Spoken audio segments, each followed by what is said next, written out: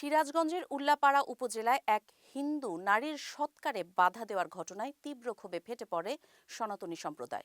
মরদেহ নিয়ে উপজেলা পরিষদ চত্বরে বিক্ষোভ করেন তারা।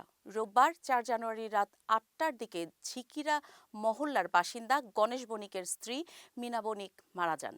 সোমবার সকাল ৮টার দিকে সৎকারের জন্য মরদেহ ঘোষগাতি মহাশ্মশানে নেওয়া হলে শ্মশানের চাবি না পাওয়ায় সৎকারে বাধা সৃষ্টি হয়। স্বজনদের অভিযোগ, শ্মশানের চাবি থাকা বাবলু ভৌমিক ইচ্ছাকৃতভাবে চাবি না দিয়ে মরদেহ ফেরত পাঠানোর চেষ্টা করেন। এতে স্থানীয় হিন্দু সম্প্রদায়ের মধ্যে চরম উত্তেজনা ছড়িয়ে পড়ে। নিহতের ছেলে সন্তোষ বণিক জানান, বাধার প্রতিবাদে তারা মরদেহ সহ উপজেলা পরিষদ চত্বরে অবস্থান নেন। পরে উপজেলা নির্বাহী কর্মকর্তার হস্তক্ষেপে একই শ্মশানে সৎকার সম্পন্ন হয়। স্থানীয় হিন্দু সম্প্রদায়ের অভিযোগ, ঘোষগাতি মহাশ্মশান দীর্ঘদিন ধরে উল্লাপাড়া মহাশ্মশান নামে ব্যবহৃত হলেও বর্তমানে একটি প্রভাবশালী মহল দখল ও নিয়ন্ত্রণ প্রতিষ্ঠা করেছে। সরকারি অনুদান আত্মসাতের অভিযোগও উঠেছে। অভিযোগ অস্বীকার করে বাবলু ভৌমিক জানান, নাম বিভ্রান্তির কারণে চাবি দেওয়া হয়নি। প্রশাসন বিষয়টি তদন্তের আশ্বাস দিয়েছে।